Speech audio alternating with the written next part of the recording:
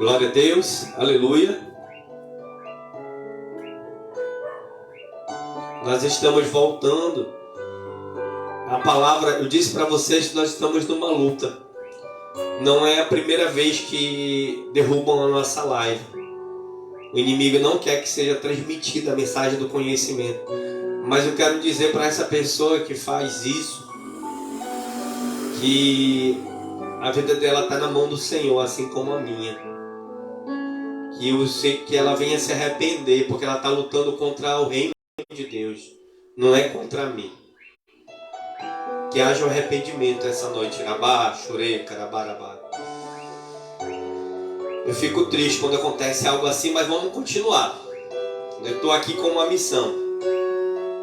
Então o profeta, ele tem o discernimento, o Senhor ele mostra até mesmo o que a gente não quer. Mas ele revela através de sonho, de visão, de pensamento, de sentimento. Amém? Glória a Deus. Amém, aleluia. Como mensageiro de Deus, o profeta recebe mandamentos. O que é mandamentos? Profecias, acontecimentos futuros. Profecias são acontecimentos futuros. Mandamento, Deus manda. Deus chega, fala, o Espírito Santo fala. Vai e fala assim, assim, assim. Diz para a pessoa, fala o nome da pessoa, fala, vai lá e fala assim, assim, assim, assim. Assim diz o Senhor, mandou te dizer assim, assim, assim. Então é um mandamento. O Senhor manda que a gente faça. Um profeta, entenda o seguinte: o ministério não é meu, o ministério é do Senhor. E é em benefício da igreja, do reino de Deus. Quando Deus levanta um profeta e ele manda a gente falar algo, é porque ele quer edificar o todo, ele quer mudar, ele quer melhorar, ele quer tirar o pecado, ele quer restaurar uma nação. Uma nação. Daniel foi o profeta dentro da Babilônia. Aleluia. E ele renovou uma nação, um reino.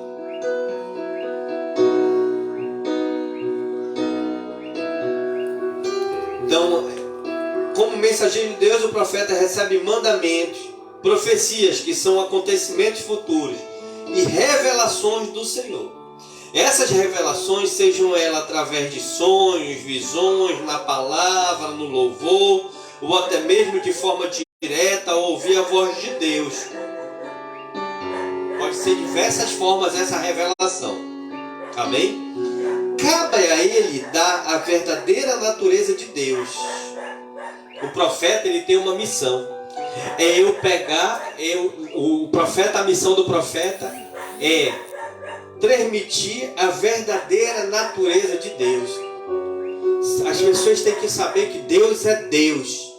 Ele é forte, ele é poderoso, ele é fiel, ele é longânimo, é bondoso, ele é amor, mas também é justiça. Fazer com que Deus fique conhecido entre as nações. Além de demonstrar o significado de Deus, procedimentos para com ele, e os seus procedimentos. O profeta denuncia o pecado e prediz as suas consequências.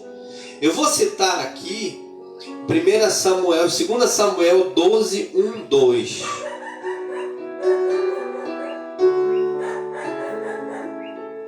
Samuel 12, 2.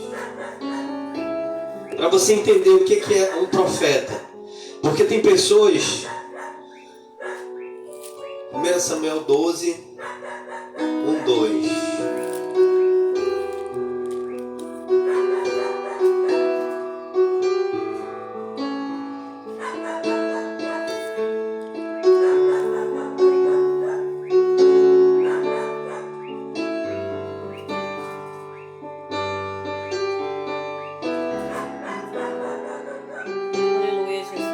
Até o 12.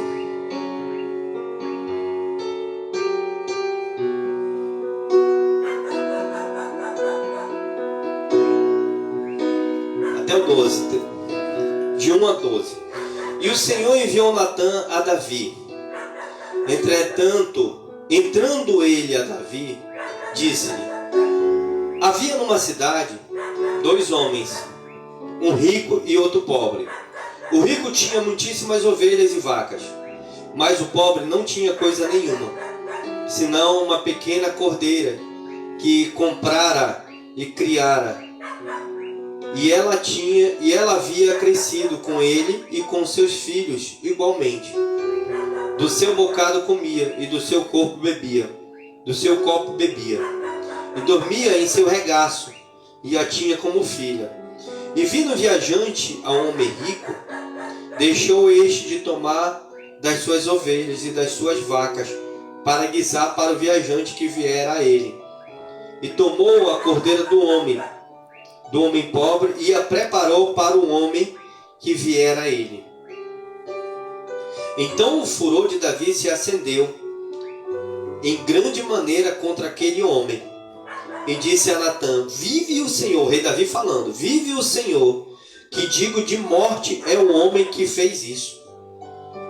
E pela cordeira tornará a dar o quadruplicado, porque fez tal coisa e porque não se compadeceu. Então disse Natã a Davi: tu és este homem. Assim diz o Senhor, Deus de Israel: eu te ungi rei sobre Israel, e eu te livrei das mãos de Saul, e te dei a casa de teu senhor e as mulheres de teu senhor em teu seio, e também te dei a casa de Israel e de Judá. E se isto é pouco, mas te acrescentaria tais e tais coisas. Por que, pois, desprezaste a palavra do Senhor, fazendo mal diante de seus olhos? E fez uma pergunta para Davi. A Urias, o heteu, feriste a espada, e a sua mulher tomaste por tua mulher, e a ele mataste com a espada dos filhos de Amon. Agora, pois, não se apartará a espada jamais da tua casa, porquanto me desprezaste e tomaste a mulher de Urias, o heteu, para que te seja por mulher. Assim diz o Senhor: eis que suscitarei da tua mesma casa o mal sobre ti, e tomarei tuas mulheres perante os teus olhos, e as darei a teu próximo, o qual se deitará com tuas mulheres perante este sol. Porque tu o fizeste em oculto, mas eu o farei este negócio perante todo Israel e perante o sol. Então disse Davi a Natã: pequei contra o Senhor. E disse Natã a Davi: também o Senhor transpassou o teu pecado, não morrerás. Todavia, porquanto com este feito deste lugar, sobremaneira a que os inimigos do Senhor blasfemem, também o filho te nasceu, certamente morrerá. Então Natã foi para a sua casa. Nessa passagem, nós vemos que Deus, ele denuncia o pecado. Deus, ele usa o profeta para falar sobre o pecado. Porque tem pessoas que falam assim: Deus não envergonha ninguém por causa do pecado. Deus não faz isso. Deus não mostra, não revela o pecado. Bíblia, palavra. Isso aqui é só um texto dos que vários o Deus verdadeiro a que eu prego, denuncia o pecado. E usando quem? Profeta.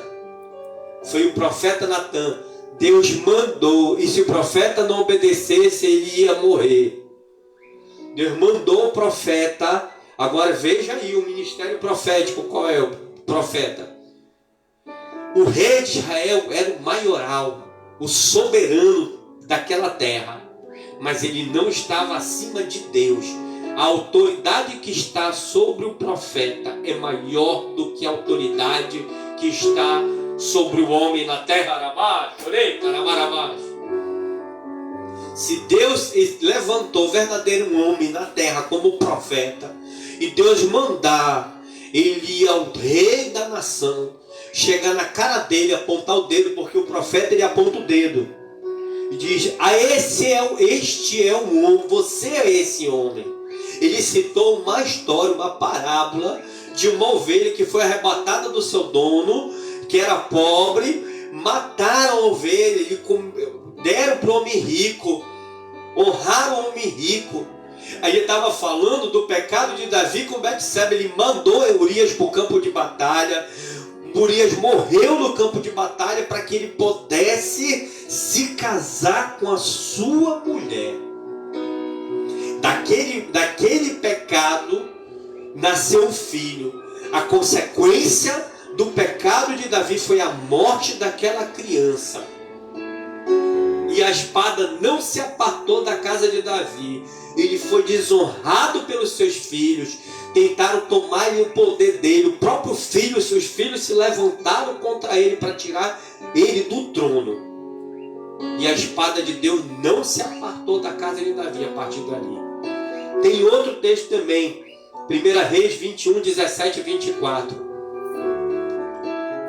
Outro texto também. 1 Reis 21, 17 e 24. Vamos lá.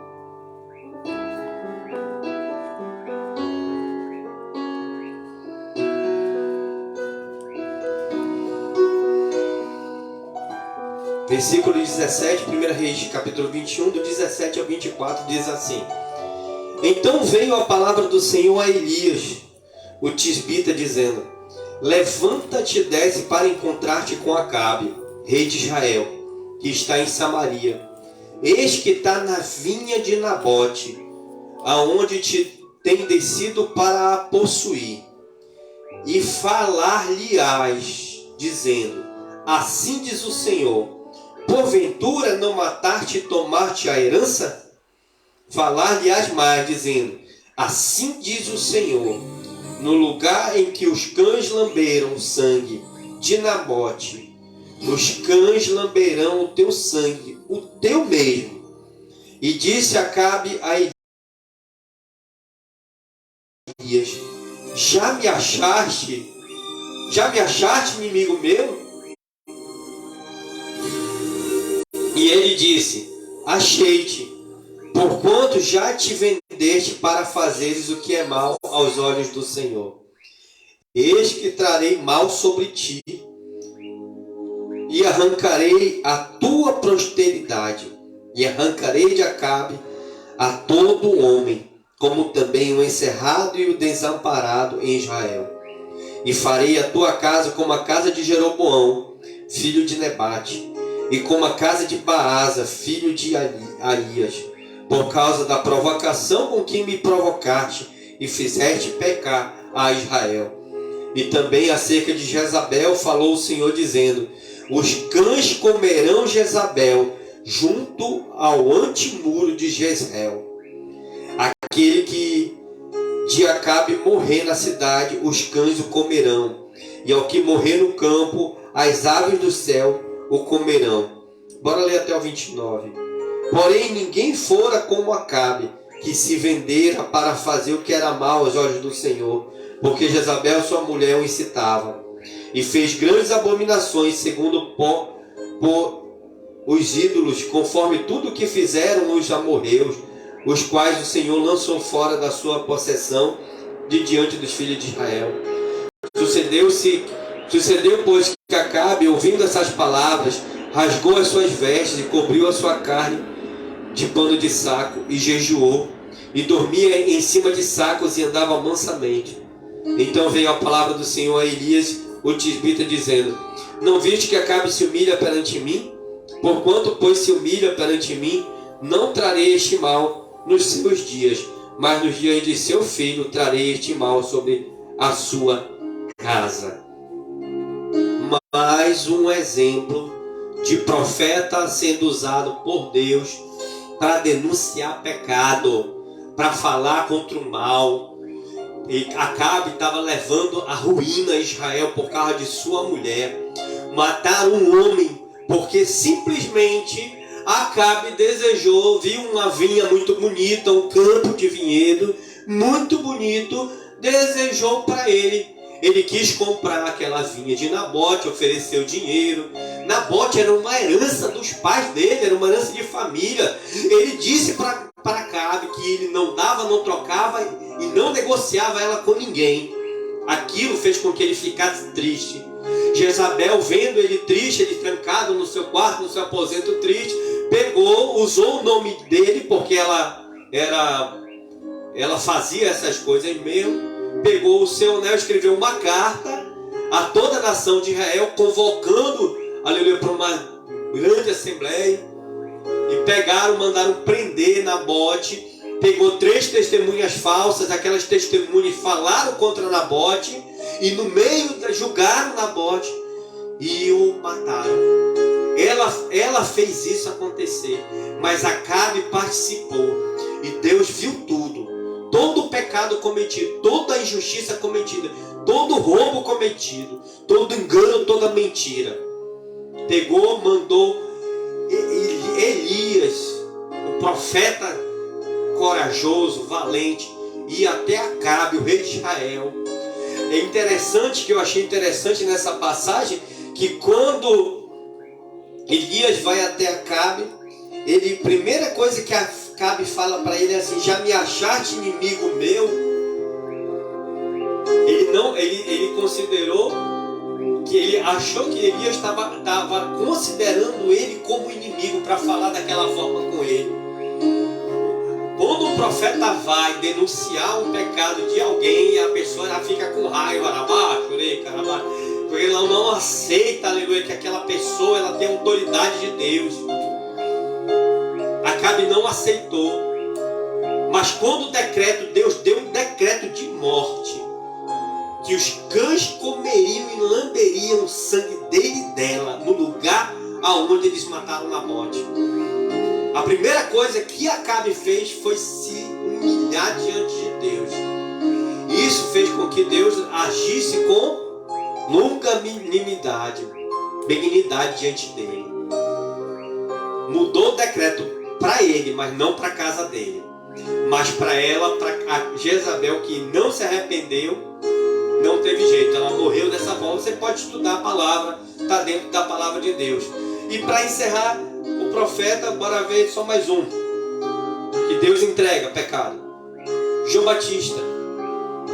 João Batista perdeu sua cabeça, mas denunciou o pecado de Herodes e Herodias. Herodias era casada legalmente com o irmão de Herodes. Ele roubou ela, pegou ela para si. Era, claro, consentimento dela. E se unificaram. Só que Herodes tinha um porém, ele era o rei de Israel. Vivia debaixo da lei de Moisés. Na lei de Moisés dizia que tinha que ser apedrejado. Apedrejado e morto a pedradas. Alguém que cometesse adultério. Sabe por que ele não foi morto? Porque ele era rei. Ele era rei, tinha poder, tinha soldados a seu favor. Então, para acabar, achando que ia acabar com o problema dele, porque o profeta era o problema para ele, ele matou, mandou matar. Mas isso não apartou a ira de Deus da vida dele. Está no inferno, eu creio, né? Em nome de Jesus. Glória a Deus. Aleluia, Jesus. Profeta. Agora nós vamos ver os evangelistas.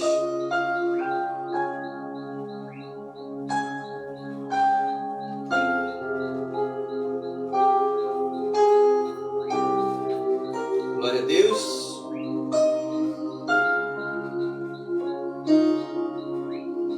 Aleluia. Evangelistas.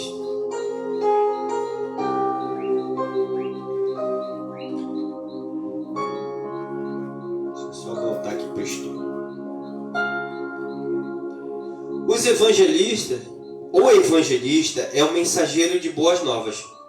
O evangelista exerce um ministério itinerante. Não tem lugar fixo, né? Itinerante, pode estar em um lugar, pode estar em outro. Levando a mensagem do evangelho de Cristo a todas as nações. Em Atos 1:8, em Atos 21:8, a Bíblia destaca a visita que Paulo fez à casa de Filipe, o evangelista. E em Atos 8, 4 e 40, a palavra de Deus destaca a notoriedade do ministério itinerante de grande evangelista chamado Filipe. Filipe, ele se destacou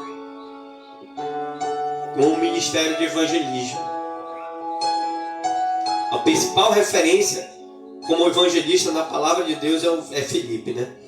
Em 2 Timóteo 4,5, Paulo recomendou a Timóteo, dizendo: faze o trabalho de um evangelista. Para fazer o mesmo trabalho de um evangelista. Timóteo era pastor da igreja de Éfeso. E Paulo o aconselhou a realizar também o trabalho de um evangelista. Em nossos dias, temos muitos pastores polivalentes que pastoreiam, ensinam, pregam e ainda exercem um ministério evangelista. 2 Timóteo 1:11. Nós vamos ver mais aprofundadamente o que é um evangelista. Um evangelista é uma pessoa que tem o dom de pregar o evangelho, trazendo pessoas para Jesus.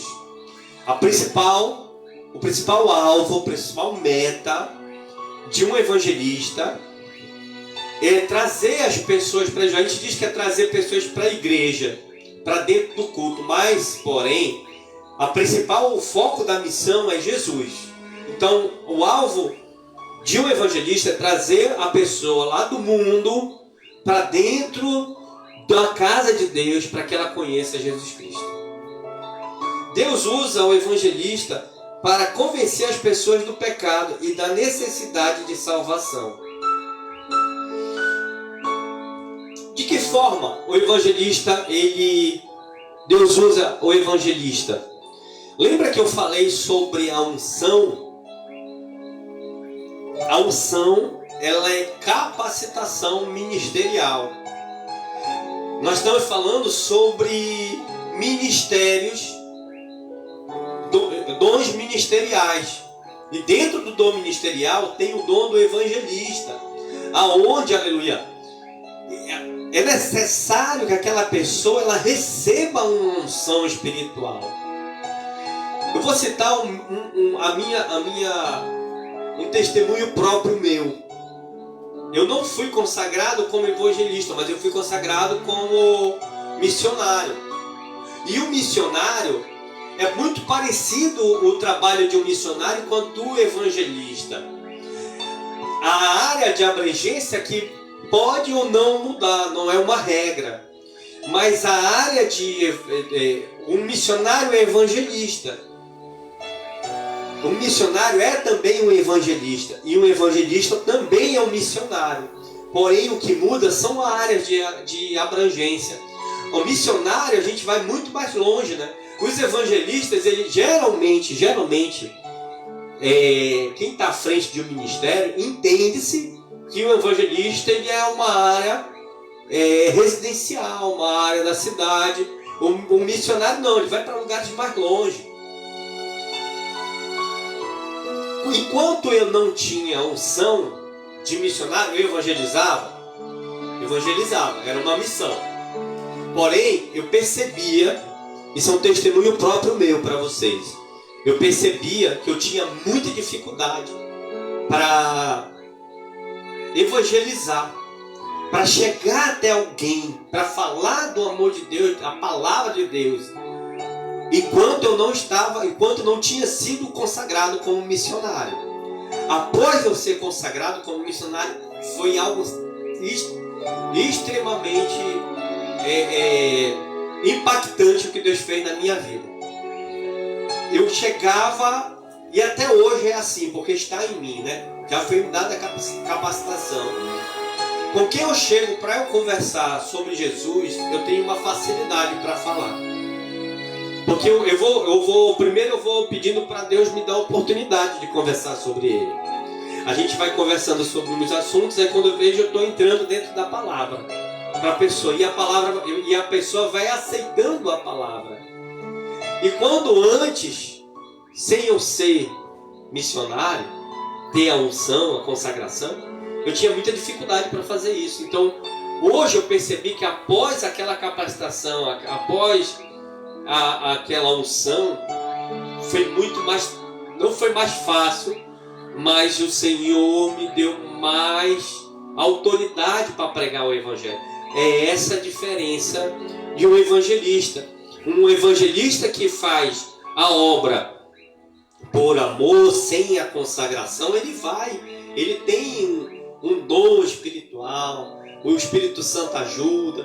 Porém, quando ele está com a unção, a consagração sobre ele, Deus separou aquele homem para aquilo, é muito, muito, muito, muito melhor. A autoridade dele flui de uma forma tremenda. A palavra que sai, ela tem um impacto muito maior. Eu conheço um jovem, e para mim é um exemplo hoje. Ele não tem a unção de evangelista, mas ele faz a função de evangelista.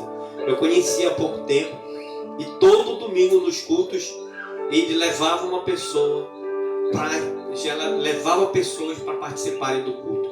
Isso é um evangelista nato. Está sobre ele aquela unção de Deus, o chamado de Deus, né? Não está a unção, mas o chamado está. É só o tempo certo de ele ser consagrado. Eu creio em nome de Jesus que ele vai chegar nessa unção. E quando chegar vai ser tremendo o que Deus vai fazer. Se já faz hoje, imagina quando ele tiver legitimado, né? A legitimação da unção do chamado dele.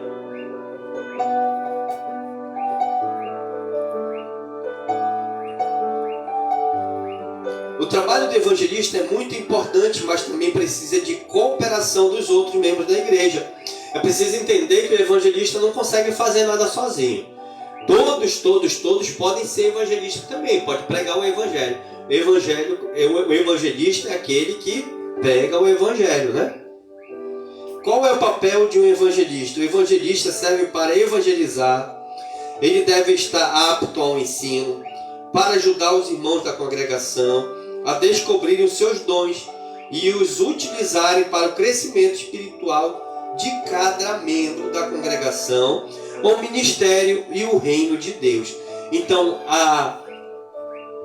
o papel do evangelista é evangelizar e ajudar o crescimento espiritual dos irmãos dentro da congregação. Mas para isso nós precisamos ver que ele precisa estar capacitado. Ele precisa ter conhecimento da palavra, ter discernimento espiritual. Ele deve ter dons espirituais. Ele deve ser batizado com o Espírito Santo, aleluia, para ele poder fazer com excelência, desenvolver aquele ofício. Quais características deve ter um evangelizador ou evangelista? Vamos lá, algumas características. Conhecer os conteúdos doutrinários da palavra de Deus. Ele deve conhecer a palavra de Deus. Ele seja um referencial de comportamento ético à luz dos ensinamentos de Jesus. Por quê? Ele tem que ter um comportamento ético. Você imagina o testemunho de um evangelista que não tem um bom testemunho. Ele engana, ele mente, ele rouba, ele age, ele transgride a palavra, transgride as leis. Você acha que alguém vai dar crédito para alguém dessa forma? Alguém que age dessa maneira? Agora não, um evangelista que ele é um homem de Deus, honrado, honesto, ético, aonde ele chegar, e Deus traz a lembrança, me faz, aleluia, a lembrar das zonas vermelhas, aonde tem o tráfico. Imagina um evangelista que não tem um bom testemunho chegar dentro daquele lugar para conversar com uma pessoa que está naquela situação. Vai ter crédito? Não vai. É perigoso até ele sair morto de lá, porque o próprio inimigo ele revela o pecado das pessoas. O próprio Satanás ele revela também abaixo, ele mostra o que a pessoa está fazendo, que aquela pessoa está mentindo, está enganando. Eu já ouvi testemunho assim. Agora não, um evangelista mesmo verdadeiro homem de Deus, que ele chegar, onde ele colocar os pés dele, ele vai ter crédito, as pessoas vão parar, vão ouvir, vão dar crédito para aquela palavra que vai ser pregada, vão receber a oração, vão receber a palavra, vão vir aos pés do Senhor Jesus Cristo, através da vida daquele homem. Está convencido de que a evangelização irá contribuir para a transformação moral da humanidade. Se o evangelista ele não tiver essa consciência que é importante ele evangelizar, é por isso que não são todos, assim como o profeta, que são evangelistas. São poucos. Quando você vê lá na sua congregação, eu vou fazer você refletir, alguém que foi consagrado como evangelista, mas não está evangelizando, é porque ele não é. Quando ele é verdadeiramente, está inserido dentro dele, ele vai ter amor por aquilo, ele vai entender a importância que é evangelizar, levar a mensagem da palavra para quem precisa.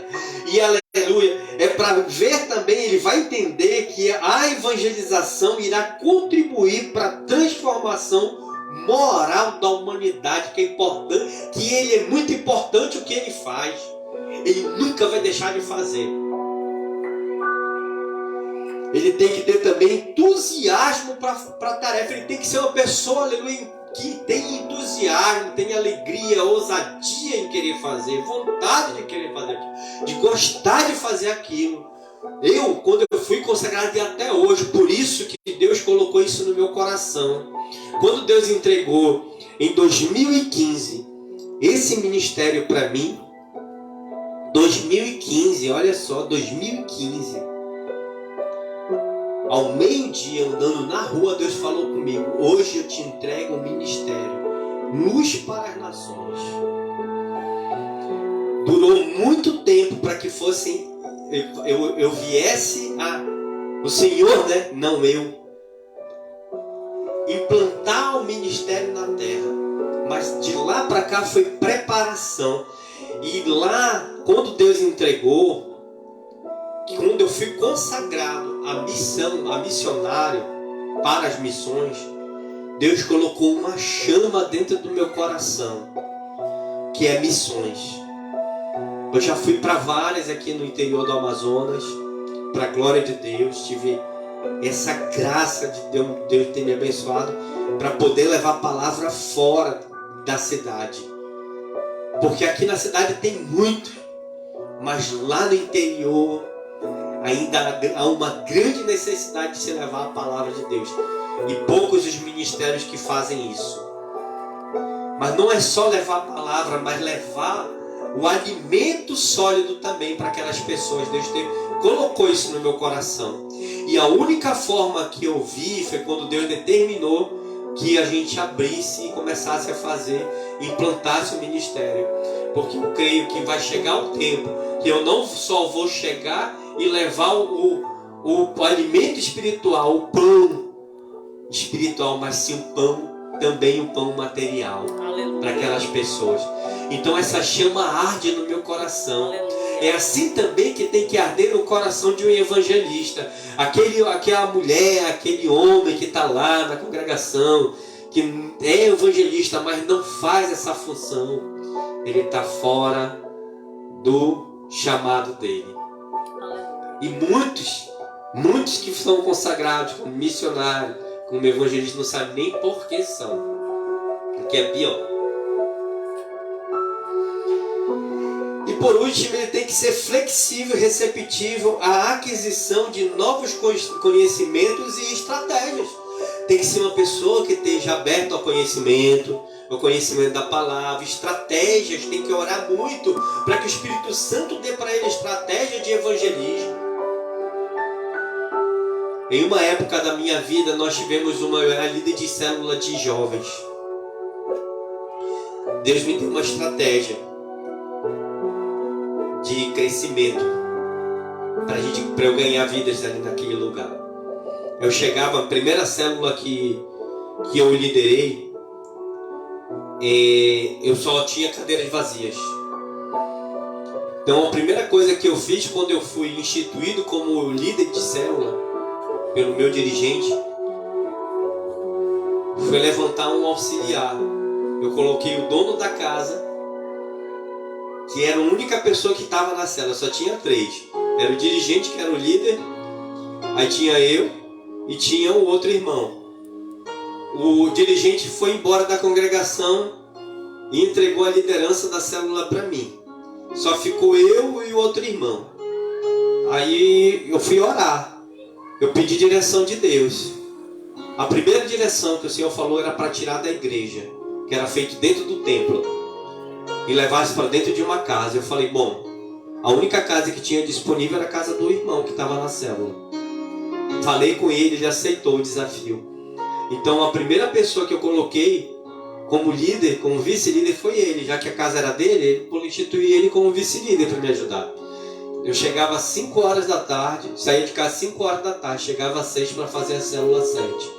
Às vezes eu chegava lá às 5 horas da tarde, que era onde eu saía para evangelizar. Eu chegava, orava nas cadeiras, ungia, preparava o local e saía. Chamava, convidava, não vinha ninguém. Foi um mês assim, e aquilo estava me entristecendo. Aí um dia eu pedi uma palavra de resposta para Deus. O Senhor dava sempre João 6:33, acho 32. Se pois o Filho vos libertar, verdadeiramente sereis livres. Era só essa a resposta do Espírito Santo para mim. E eu não entendia. Todas as vezes que eu orava, pedia uma palavra, o Senhor dava a mesma palavra como resposta.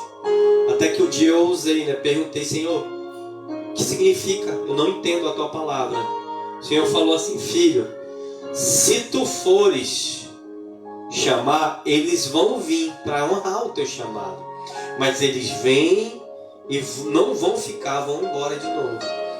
Mas se eu trouxer, eles vêm, vão permanecer e vão ficar. Aí eu entendi. Eu comecei, o Senhor falou assim para ele, então somente a partir de agora, ora por eles. Aí o Senhor mandou fazer uma lista com o nome deles e comecei a orar. Aí, então, a partir daquele dia que Deus falou comigo, eu chegava, ungia as cadeiras e orava, eu e o irmão lá. Irmão, foi muito rápido. A resposta veio muito rápida. Foram 2 dias mais ou menos a gente orando, eu e o vice-líder nas cadeiras. Orando pelos homens que a gente queria que estivessem ali.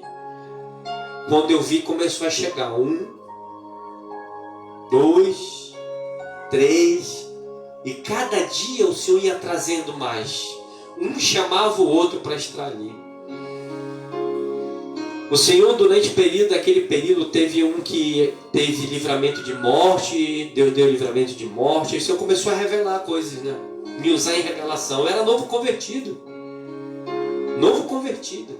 mas eu já estava fazendo a obra. 6 meses mais ou menos, eu já tinha sido batizado nas águas, já estava caminhando. Nesse período eu já estava fazendo escola de líder também, que era o de obreiro. E já colocando em prática a experiência que eu estava tendo com Deus. E aí o Senhor me revelou, eu soube que muitos dos que estavam ali estavam desempregados. E o Senhor falou assim, aqueles que permanecerem contigo neste lugar, eu vou abençoar. E eu falei para eles ficaram, oravam juntos, nós fazíamos a obra. E eles estavam indo para a igreja também. Nós chegamos a ter naquela célula, tem mais de 30 homens e jovens. A célula foi multiplicada. Eu passei a ser líder de jovens e Deus levantou um outro dirigente como líder da célula de homens, de senhores. Essa experiência, e Deus abençoou. Os que estavam desempregados começaram a se empregar. No final da célula, quando ela foi multiplicada, todos já estávamos trabalhando. Então eu entendi que o trabalho de evangelista, a gente tem que ter uma estratégia. A gente tem que buscar a estratégia diante de Deus, do Espírito Santo de Deus, para que o Senhor venha trazer as pessoas. Amém? Amém. Glória a Deus. Glória a Deus. Louvado seja o nome do Senhor Jesus Cristo. Eu vou continuar, vou encerrar nos pastores. Não vou conseguir concluir. O ensino é longo. Vamos lá. Pastores. O pastor é um homem que apacenta as ovelhas. Quis Deus, na sua graça, que o seu povo fosse chamado de ovelhas e os seus líderes de pastores. Números 27, 15, 17. Deus é o pastor maior do seu povo, pois no Salmo 100, verso 3, o salmista disse: sabei que o Senhor é Deus. Foi Ele e não nós que nos fez povo seu e ovelhas do seu pasto. Os pastores foram levantados por Deus para pastorearem o rebanho do Senhor. Em Atos 20, 28, a palavra de Deus afirma: olhai, pois, por vós e por todo o rebanho sobre que o Espírito Santo vos constituiu bispo. Essa palavra bispo é a mesma que pastor, para apacentardes a igreja de Deus, que ele resgatou com seu próprio sangue. Em Hebreus 13, 20, a Bíblia afirma que Jesus Cristo é o grande pastor das ovelhas, pelo sangue da eterna aliança. Portanto, os pastores devem cuidar bem do rebanho de Deus, pois são de prestar contas das ovelhas de Cristo. Hebreus 13, 17. Vamos continuar até 9:30.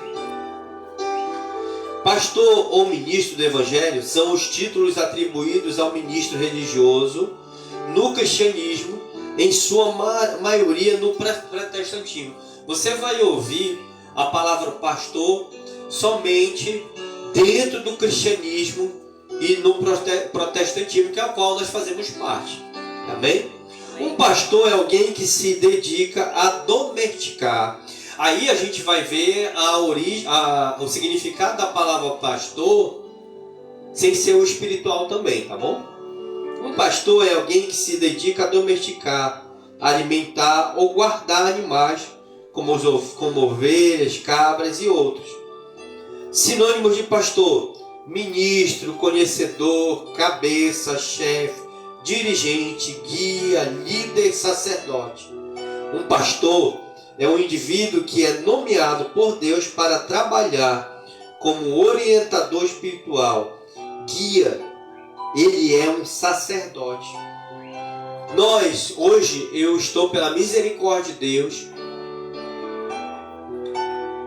com o ministério pastoral.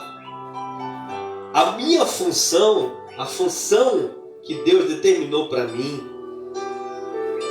é orientar espiritualmente as pessoas, que é o que eu estou fazendo aqui. Tem pessoas que me ligam, tem pessoas que me chamam no WhatsApp, tem pessoas que me chamam no Messenger pedindo uma orientação espiritual, pedindo um aconselhamento, pedindo oração. E a gente faz a função de orientação espiritual, guia e um sacerdote da casa de Deus, né? Existe uma autoridade que foi constituída a mim, dada por Deus, no céu e na terra, como sacerdote da casa dele. Etimologia. No grego original seria poimen, aquele que apacenta. A palavra apacentar significa conduzir à paz, pacificador ou pastos. Conduzir à paz ou pastos. A palavra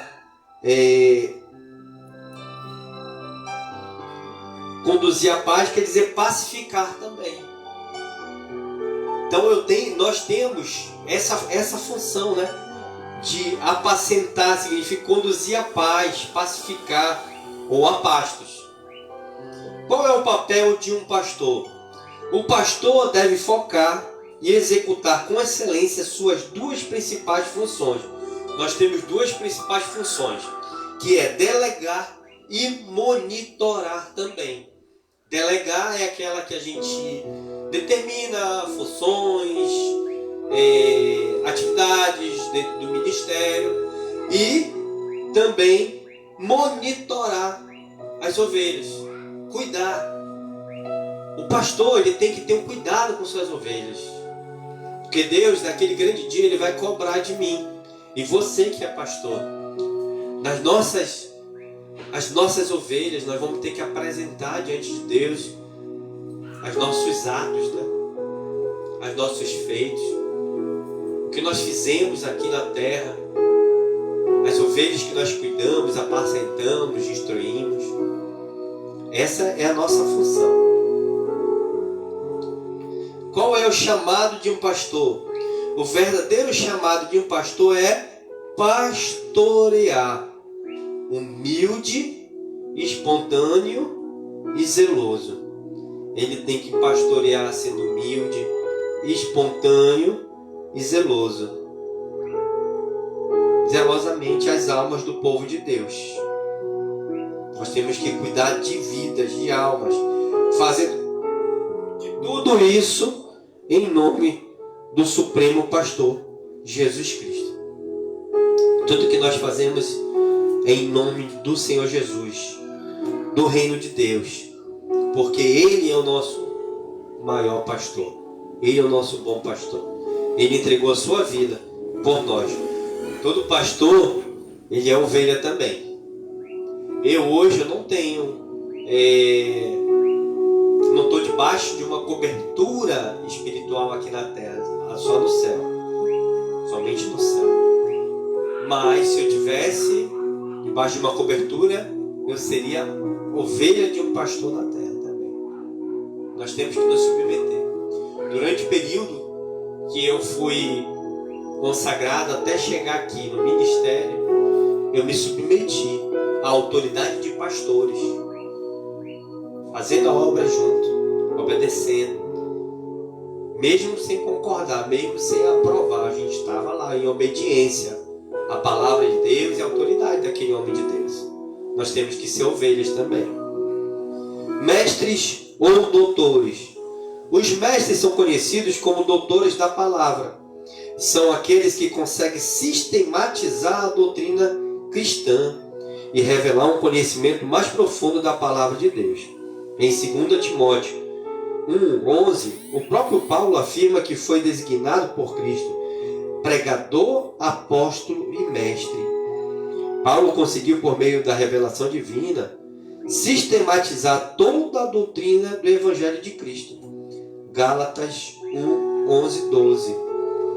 E em 2 Pedro 3,15, o próprio Pedro, o líder do colégio apostólico, reconheceu a grande sabedoria de Paulo, dizendo: e tende por salvação a longanimidade do Senhor, do nosso Senhor, como também o nosso amado irmão Paulo vos escreveu. Segundo a sabedoria que lhe foi dada. Em Atos 13:1, a palavra de Deus afirma que na igreja estava em Antioquia alguns profetas e doutores. Jesus Cristo é o mestre por excelência. Ele é o mestre dos mestres. Em João 13:13, ele mesmo disse: vós me chamais mestre e Senhor, mestres e Senhor, e dizeis bem, porque eu sou. Jesus Cristo é o mestre único e inconfundível. Mateus 23:8. O ministério de mestre é aquele homem constituído por Deus com autoridade dentro da palavra, com profundo conhecimento da palavra de Deus. É aquele homem que é separado para o ensino da palavra. É um ministério de mestre e doutor da palavra. Jesus foi mestre, rabi, mestre da palavra de Deus. Então todo aquele que detém um grande conhecimento da palavra de Deus, aprofundado, estudado, reconhecido, ele pode ser considerado como mestre da palavra de Deus. Jesus, ele era a palavra viva, né, que estava em nós. Paulo também. Paulo tinha um grande conhecimento. O conhecimento de Paulo, se você for estudar sobre a vida de Paulo, você vai ver que ele foi instruído por Gamaliel, que era um mestre da palavra de Deus naquela época, né? Então ele era discípulo dentro da palavra de Deus de Gamaliel, com profundo conhecimento da palavra de Deus, da palavra da lei de Deus, né? E após a conversão de Paulo, ele passou a ter o conhecimento, aleluia, principalmente dos mistérios de Deus revelados pelo Espírito Santo de Deus para ele. Era um homem que tinha muito conhecimento aprofundado, anterior à conversão dele, que foi utilizado posteriormente na palavra de Deus. Aleluia. Socorro. É por isso que é importante, antes de eu passar para frente, é por isso que é importante o conhecimento adquirido, o estudo.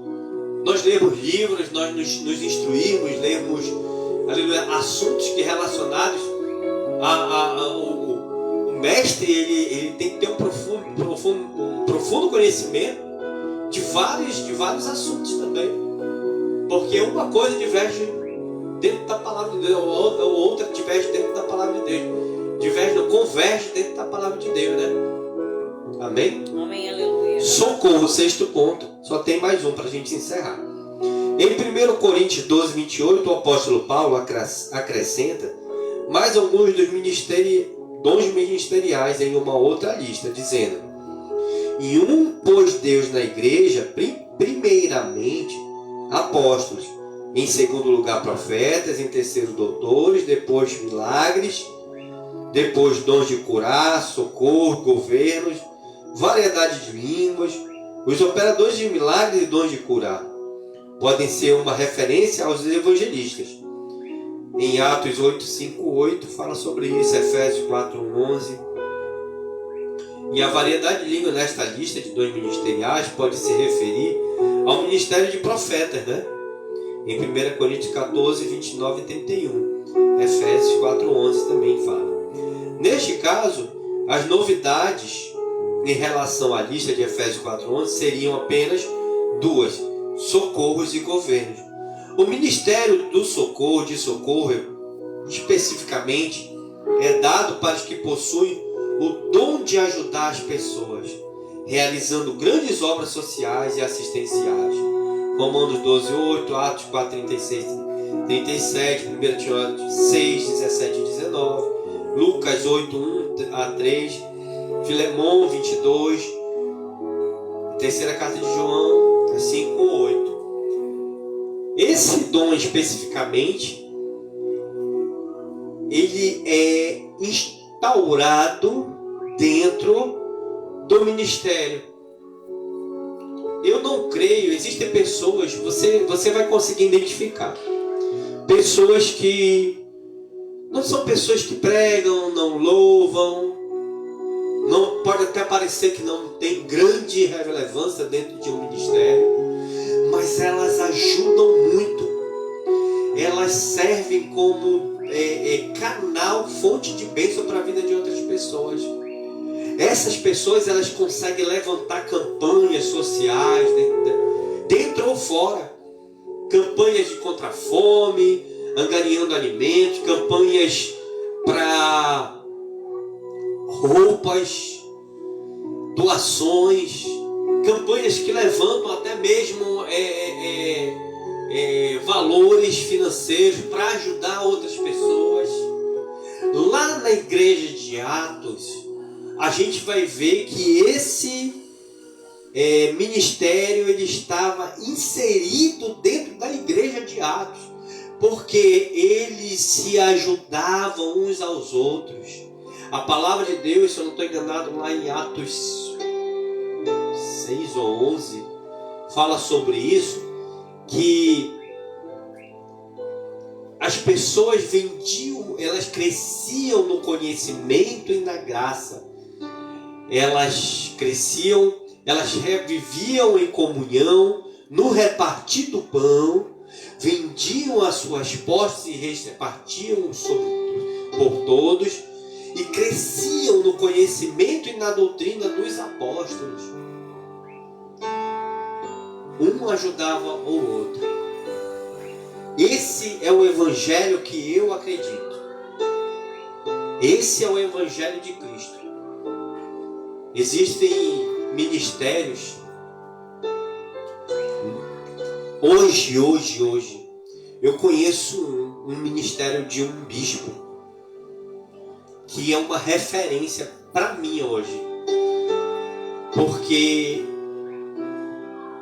eu já vi o trabalho social feito,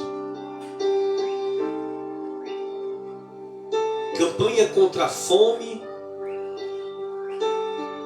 campanhas levantando, entregar leite para criança, fraldas em abrigos, orfanatos. Eu não vejo ele cobrar. Eu não vejo ele cobrar. Quando ele faz os cultos, não cobra nada de ninguém. Quando ele vai em algum lugar, não cobra nada. Milhares de pessoas que seguem ele. É nesse evangelho que eu acredito. O evangelho onde o socorro ele está presente. O evangelho que as pessoas estão passando fome dentro da casa de Deus. E Jesus ele pregou sobre isso, viu? Os fariseus faziam muito isso. Eles comiam do endro e do cominho, rabá, chorei, carabarabá, dizimavam do endro e do cominho. Queriam que sugavam a lã das ovelhas. Queriam que desse o tributo para Deus. Mas as pessoas estavam passando necessidade. Estavam enfermos, doentes. Jesus veio não para os sãos, mas para os enfermos. Aleluia. Aqueles que estão passando fome, estão passando necessidade.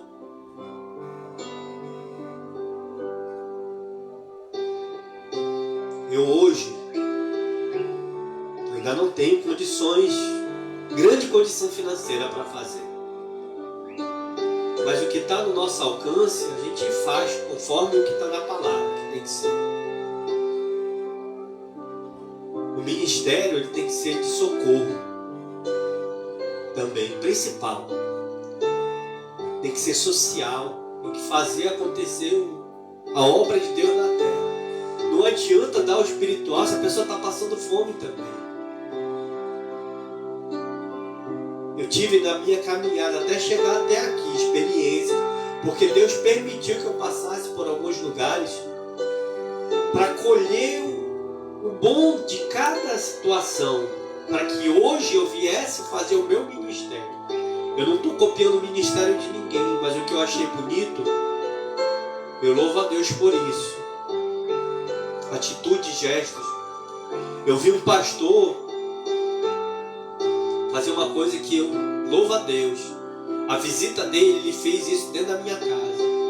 Ele foi me visitar. Ele levou o alimento espiritual primeiro, conversou. Primeiro ele conversou para saber como eu estava. Após conversar para saber como eu estava, ele deu uma palavra de ânimo e de fé. E no final, quando ele estava indo embora, quando eu fui cumprimentar, ele colocou um valor na minha mão. Ele disse para mim que Deus tinha revelado para ele que eu estava precisando. E eu estava mesmo. Ele falou, filho, quando eu vou fazer visita, é por isso que eu me preparo. Eu me preparo espiritualmente. Mas eu não saio, eu não despeço aquela pessoa de mão vazia. Eu levo o valor e ainda levo o alimento também. Levo o espiritual. E ele deixava nas casas cesta básica também. Então são exemplos que devem ser copiados, sim. O que é bonito, não é errado copiar, não, é legal. É errado copiar o que não presta. Mas o que é bom deve ser feito conforme o que está na palavra. E por último, para encerrar, governo. O dom ministerial de governos é concedido pelo Espírito Santo aos que ele capacita para presidir e exercer com prudência os cargos que envolvem a administração eclesiástica. Em Romanos 12:8, Paulo também se refere a este dom dizendo: o que preside com cuidado. Neste cargo, estes estão incluídos os pastores presidentes de igrejas e convenções, bem como bispos e supervisores de um aglomerado de igrejas filiadas a um setor ou campo eclesiástico. Filipenses 1:1, 1 Timóteo 3:1-7, Tito 1:5-9. O governo, a primeira coisa que me vem à lembrança é o governo de Deus na terra. Ele é um governo de sabedoria. Deus, ele instituiu um governo na terra. Ele governa sobre todas as nações. Ele governa sobre a de Israel. Ele governou sobre as 12 tribos de Israel. Por isso que Deus organizou aquela nação. E ele instituiu leis para guardar a sua palavra, guardar os seus preceitos e guardar, instituir o seu reino na terra. Governar é reger. Governar é liderar. Governar é ter sabedoria. O governo, o modelo que Jesus deixou para nós é o governo dos 12. Jesus preparou 12 homens para governar a igreja sobre a terra. E dali surgiram várias.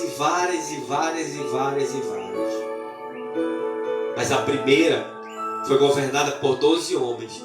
É por isso que nasceu hoje um ministério que é um modelo dos 12, o M12, que é o governo dos 12.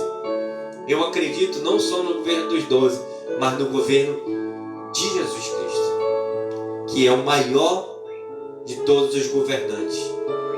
Ele irá reger a terra. A terra ainda não está.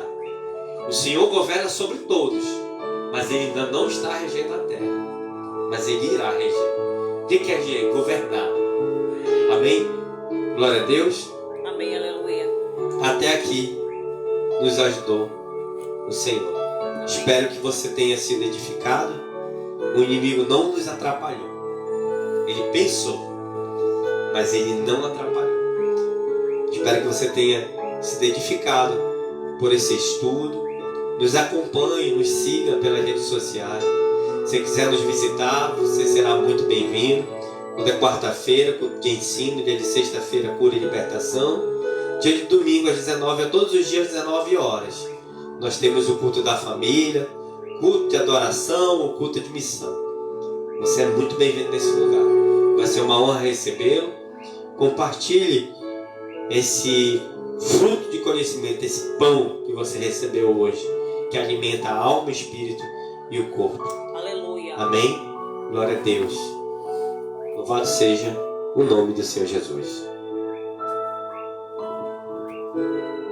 Glória a Deus. Oremos agradecendo, aleluia, pelo ensinamento do Senhor. Amado Deus, querido Pai, diante da Tua presença, Pai, estamos aqui, Senhor, para Te agradecer, Senhor. Aleluia, Jesus, dá entendimento e sabedoria para o Teu povo. Abre, Senhor, aleluia, Jesus, a alma, o espírito para o Teu entendimento, Senhor. Que a Tua palavra, Senhor, que liberta, que restaura, venha adentrar, Senhor, este coração, Pai. Obrigado, Senhor, pela vida do Teu filho, Senhor, do Teu pastor, Pai. Aleluia, Jesus, que Tu colocou, Senhor, sabedoria, Senhor, sobre a vida dele, Senhor. Que ele continue, Senhor, ensinando com sabedoria e discernimento o Teu povo, Pai. Aleluia, guarda a vida dele, restaura cada dia, em nome de Jesus. Nós Te agradecemos. Aleluia. Amém.